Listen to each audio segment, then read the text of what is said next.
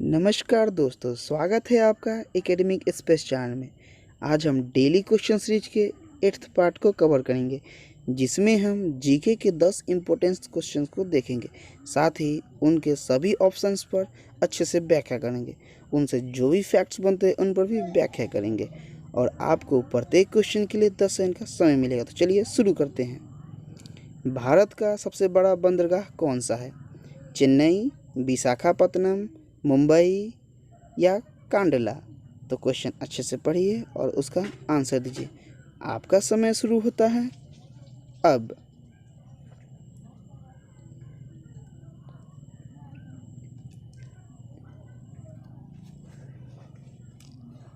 Times up. Bharat का सबसे बड़ा बंदरगाह मुंबई है। चलिए इसकी व्याख्या देखते हैं। विशाखापत्तनम देश का सबसे प्राकृतिक बंदरगाह है और यह सबसे गहरा बंदरगाह है। विशाखापत्तनम आंध्र प्रदेश में है। चेन्नई भारत की सबसे कृत्रिम बंदरगाह है और यह भारत की सबसे प्राचीन बंदरगाह है। चेन्नई तमिलनाडु की राजधानी है। कांडला भारत की ज्वारीय बंदरगाह है। कांडला गुजरात में है। कोचीन शिपयार्ड लिमिटेड की स्थापना 1972 में हुई थी। यह देश का सबसे बड़ा जहाज निर्माण एवं मरम्मत करने वाला शिपयार्ड है। इसका मुख्यालय कोच्चि में है। कोचीन कहाँ है? केरल में है।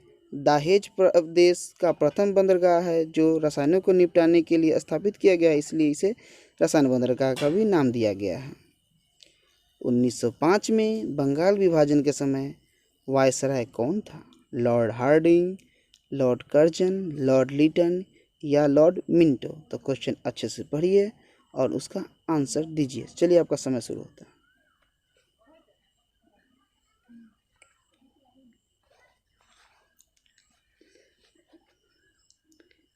Times up. 1905 में बंगाल विभाजन के समय वायसराय लॉर्ड कर्जन था। चलिए इसकी व्याख्या देखते हैं। लॉर्ड कर्जन के समय ही 1904 में भारतीय विश्वविद्यालय अधिनियम पारित हुआ था। लॉर्ड लिटन के कार्यकाल में 1878 में आर्म्स एक्ट पारित हुआ था, जिसके तहत भारतीयों को हथियार रखने का अधिकार छीन लिया गया था। लॉर्ड हार्डिंग के समय नरबलि प्रथा पर प्रतिबंध लगाया गया था। लॉर्ड हार्डिंग द्वितीय के समय भारत की राजधानी कोलकाता से दिल्ली स्थानांतरित की गई थी। लॉर्ड हार्डिंग प्रथम और लॉर्ड हार्डिंग द्वितीय दोनों अलग अलग हैं। लॉर्ड मिंटो के समय 1813 का चार्टर एक्ट पारित हुआ था। लॉर्ड मिंटो द्वितीय के समय 1906 में मुस्लिम लीग की स्थापना हुई थी। चलिए अगले क्वेश्चन की ओर चलते हैं, देखते हैं अगला क्वेश्चन। मोहम्मद गौरी ने जयचंद्र को किस युद्ध में पराजित किया था? तराइन का युद्ध, घाघरा का युद्ध, चंदावर का युद्ध या चंदेरी का युद्ध? तो क्वेश्चन अच्छे से पढ़िए और आंसर दीजिए। आपका समय शुरू होता है।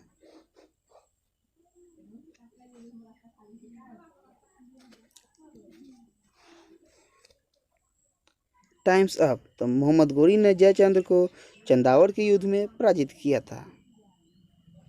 तराइन का प्रथम युद्ध 1191 में पृथ्वीराज चौहान और मोहम्मद गौरी के बीच हुआ था। इसमें पृथ्वीराज चौहान विजयी हुआ था। तराइन का द्वितीय युद्ध 1192 ईस्वी में पृथ्वीराज चौहान और मोहम्मद गौरी के बीच हुआ था। इसमें मोहम्मद गौरी विजयी हुआ था। चंदेरी का युद्ध 528 में मेदिनी राय और बाबर के बीच हुआ था। इसमें मेदिनी राय पराजित हुआ था, बाबर विजयी हुआ था। घाघरा का युद्ध 1529 में अफगान और बाबर के बीच हुआ था, जिसमें बाबर विजयी हुआ था। इसका एक छोटा सा ट्रिक है जिसमें कई युद्ध आते हैं। चलिए वो ट्रिक भी मैं आपको इस वीडियो में नहीं बता पाऊंगा, लेकिन हाँ अगले किसी वीडियो में वो ट्रिक आपको ज़रूर दे दूंगा। चलिए अगले क्वेश्चन की ओर चलते हैं, देखते हैं अगला क्वेश्चन।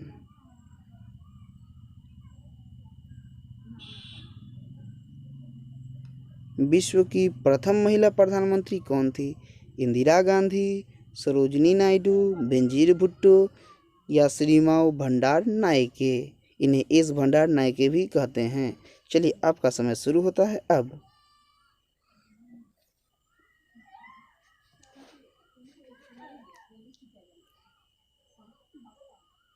Times up. तो विश्व की प्रथम महिला प्रधानमंत्री श्रीमाव भंडार नायके थी। श्रीमाव भंडार नायके 1960 में श्रीलंका की प्रथम प्रधानमंत्री बनी थी। बेनजीर भुट्टो पाकिस्तान की प्रथम प्रधानमंत्री बनी थी और पाकिस्तान के प्रथम प्रधानमंत्री कौन थे? लियाकत अली। प्रथम राष्ट्रपति यानी प्रथम गवर्नर कौन थे वहाँ के? तो मोहम्मद अली जिन्ना। इंदिरा गांधी भारत की प्रथम महिला प्रधानमंत्री थी। सरोजिनी नायडू उत्तर प्रदेश की प्रथम महिला राज्यपाल थी। विश्व की प्रथम महिला राष्ट्रपति मारिया एस्टेला रजाबेल थी। चलिए अगले क्वेश्चन की ओर चलते हैं। बिहार में कैसी मिट्टी पाई जाती है? जलोढ़ मिट्टी, काली मिट्टी, लाल मिट्टी या लैटेराइट मिट्टी? तो क्वेश्चन अच्छे से पढ़िए और अपने समय के अनुसार उसकी उत्तर दीजिए। आपका समय शुरू होता है अब।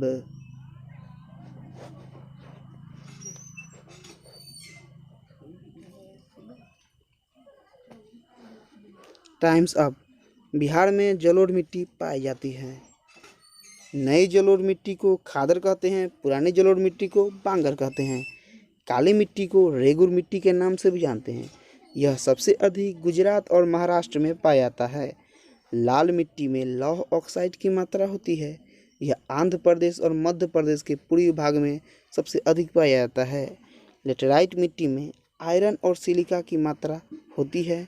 यह मिट्टी इलायची और चाय के उत्पादन के लिए सर्वाधिक उपयुक्त होती है। भारत में केंद्रीय मृदा संरक्षण बोर्ड का गठन 1953 में किया गया। यह बोर्ड मृदा संरक्षण के लिए, मृदा अपरदन को रोकने के लिए, पेड़ लगाने तथा मृदा को बचाने के लिए अन्य कार्य करती है। चलिए, हाँ दोस्तों, आपसे एक छोटी सी निवेदन है। अगर आपको लगता है कि हमने जो आपको बताया वो आपके लिए थोड़ी सी भी यूजफुल है तो प्लीज़ हमें सपोर्ट करें और हमारे इस चैनल को सब्सक्राइब करें। इस बेल आइकन को भी प्रेस कर दें ताकि जो भी वीडियो हम डालें उसका नोटिफिकेशन सबसे पहले आपको मिले। लाइक तो बनता ही है अगर हमने मेहनत अच्छी की हो, और हाँ, अपने दोस्तों के साथ इसे शेयर ज़रूर करें ताकि उनकी भी हेल्प हो पाए। और आपसे एक और निवेदन है कि आप इस चैनल को सिर्फ अपने 2 दोस्तों से ही सब्सक्राइब करवाएं और उनसे कहें कि अगर उन्हें यह वीडियो अच्छा लगता है या हमारे चैनल पर जो वीडियो अपलोड किए गए हैं वो वीडियो अच्छी लगती है तो वो अपने 2 दोस्तों से इसे सब्सक्राइब करवाएं। और अगर आपको किसी भी टॉपिक पर क्वेश्चन आंसर चाहिए तो हमें प्लीज़ कमेंट करें। हमसे जितनी हो पाए हम आपकी मदद करेंगे। पीनियल ग्रंथि कहाँ पाई जाती है?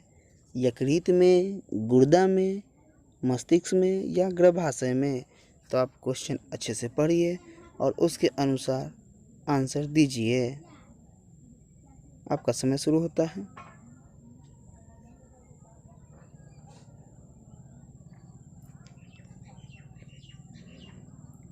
Times up. पीनियल ग्रंथि मस्तिष्क में पाई जाती है। चलिए इसकी व्याख्या देखते हैं। पीत का स्रावन यकृत में होता है और यह मृत आरबीसी को नष्ट भी यकृत में ही किया जाता है। यकृत का वजन 1.5 से 2 केजी होता है। मनुष्य का मस्तिष्क क्रेनियम से घिरा होता है। मस्तिष्क का वजन 1400 ग्राम होता है, कहीं कहीं आपको 1350 ग्राम भी मिलेगा। गर्भाशय स्त्री जननांग है, इसका वजन 35 ग्राम होता है। गुर्दा रक्त का शुद्धिकरण करता है और मूत्र का निर्माण करता है। यह एक उत्सर्जी अंग है।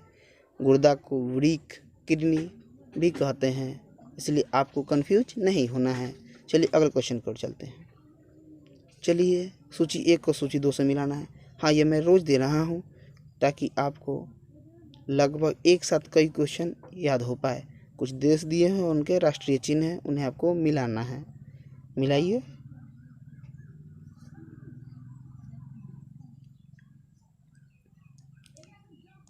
Times up. चलिए देख लिया जाए। भारत का राष्ट्रीय चिन्ह अशोक स्तंभ है। फ्रांस की राष्ट्रीय चिन्ह लिली है। रूस का राष्ट्रीय चिन्ह डबल हेडेड ईगल है। इटली की राष्ट्रीय चिन्ह सफ़ेद लिली है। जापान की राष्ट्रीय चिन्ह गुलदाउदी है। स्पेन की राष्ट्रीय चिन्ह ईगल है। डेनमार्क की राष्ट्रीय चिन्ह समुद्री तट है। नॉर्वे की राष्ट्रीय चिन्ह शेर है। कनाडा का राष्ट्रीय चिन्ह मैपल लीफ है। यूएसए यानी यूनाइटेड स्टेट अमेरिका का राष्ट्रीय चिन्ह गोल्डन रॉड है। मैं इसी तरह आपके लिए कुछ ना कुछ इस तरह के क्वेश्चंस रेगुलर बेसिस पर डालूंगा। विकास का सिद्धांत किसने दिया था? एडम स्मिथ ने, हर्षमैन ने, दादा भाई नौरोजी ने या केल्डार ने? तो आप क्वेश्चन अच्छे से पढ़िए और उसके अनुसार आंसर दीजिए। आपका समय शुरू होता है।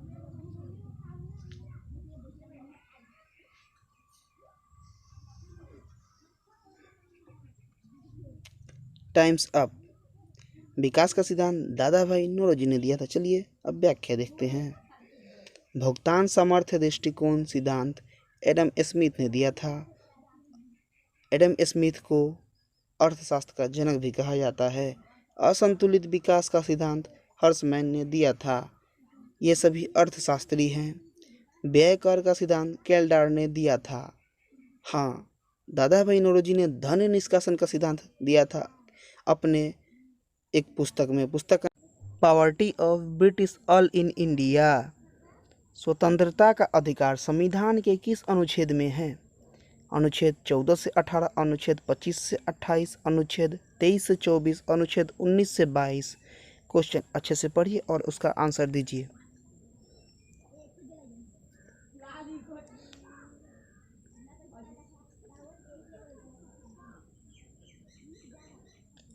Times up. तो स्वतंत्रता का अधिकार अनुच्छेद 19 से 22 में है। अनुच्छेद 14 से 18 में समानता का अधिकार का वर्णन है। अनुच्छेद 25 से 28 में धार्मिक स्वतंत्रता के अधिकार का वर्णन है।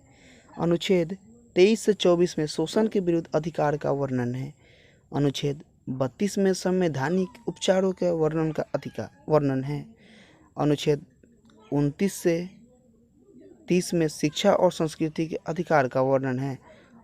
मौलिक अधिकार का वर्णन भाग 3 का अनुच्छेद 12 से 35 में है। चलिए लास्ट क्वेश्चन देखते हैं। संयुक्त राष्ट्र संघ, इसे यूनाइटेड नेशन भी कहते हैं, यूएनए, की स्थापना कब हुई थी? 1950, 1945, 1948 या 1942 में? चलिए क्वेश्चन पढ़िए और अच्छे से आंसर दीजिए।